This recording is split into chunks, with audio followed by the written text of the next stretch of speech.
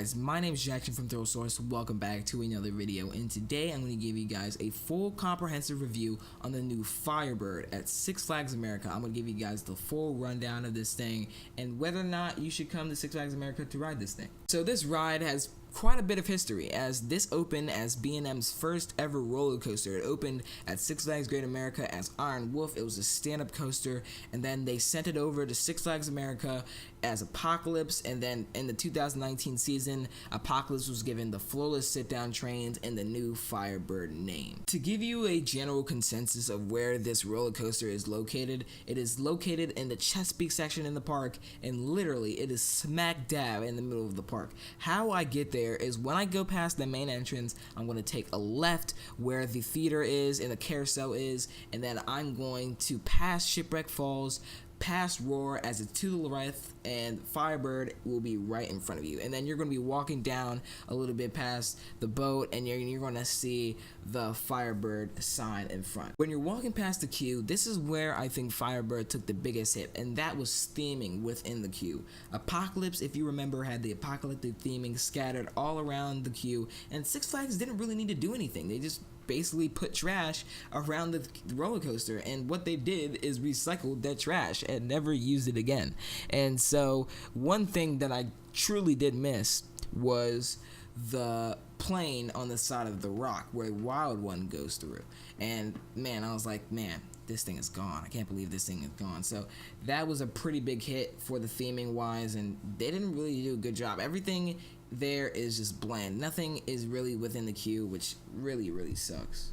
When you walk up to the Firebird station, if you've been paying attention to Apocalypse, you notice that Firebird is missing one row. So instead of 7 rows, they have 6 rows. So if you want to take a ride in the back row, it may not be as intense as you would Apocalypse. And it doesn't really matter to me, but I feel like for a better experience, Firebird should keep that 7th row instead of 6 rows. So the layout didn't change from the regular Firebird. So you guys might know the drill. You got dispatched to the left, and then you're going to go up to the 100-foot lift hill, that B&M pre-drop, and then you're going to drop to the left into your first inversion, the vertical loop, and then you're going to go up, and then you're going to bank to the right into a helix, and then you're going to go to the straight section. It's not a break one, but it's just a regular straight section.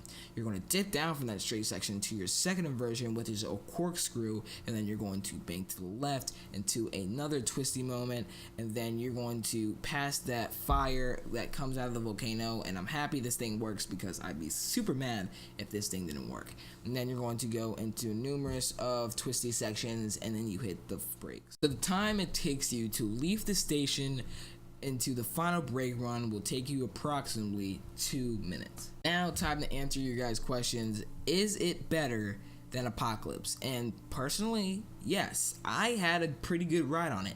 The last visit I had, I rode once in the front and once in the back, so I rode it twice, and I actually enjoyed the front. I actually didn't think it was that bad in the front. Now the back, however, someone recommended to me that to ride the back, and I personally didn't like it that much in the back. I had one bad hand moving moment in the second version, that corkscrew, and I was like, nah, that kind of did it for me. So I did not personally like the back, but I kind of like the front. What I wish Six Flags America would have done is that they reprofiled the whole track. They get the fabricators over here to replace all of the track, because this ride definitely did not age well from Iron Wolf. It really didn't. I can still feel that B&M classic rattle, the shakiness and the vibration throughout the whole layout. So I wish that Six Flags American can get a reprofiling on this track, and I think it'd be golden. The floorless trains, I don't think it was enough for me to kind of seal the deal that it was as rough as it was before. As far as Firebird ranks for me, I'm not sure, because there's a lot of rides that I would have preferred over Firebird. So obviously Superman Ride of Steel I prefer over that. Batwing I prefer over Firebird. Joker's Jinx I prefer over Firebird. The Wild One I even prefer over Wildbird.